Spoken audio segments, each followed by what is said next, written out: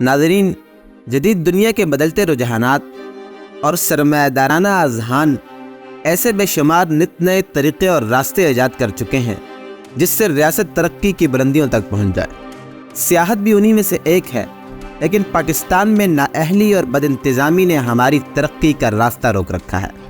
یہ واقعہ ہے بلوچستان کے شہر دالبندین کا، جہاں تافتان بارڈر کے راستے داخل ہونے والا جرمن بائک ٹورسٹ ٹریفک حادثے کا شکار ہو کر اپنی جان گنوا بیٹھا۔ ناظرین، وطن عزیز پاکستان ہر طرح کے قدرتی حسن سے مالا مال ہے، جس کی سیاحت کو فروغ دے کر بہت بڑی انکم حاصل کی جا سکتی ہے، لیکن ہمارا بدترین ٹریفک کا نظام، سیاحوں کے لیے سہولیات کی عدم دستیابی اور انتظامیہ کی نااہلی مسلسل ایسے حادثات کا سبب بن رہی ہے جس سے ٹورازم کے ساتھ ساتھ ملک کی امیج بھی بری طرح متاثر ہو رہا ہے، لیکن افسوس کہ کوئی پوچھنے والا نہیں۔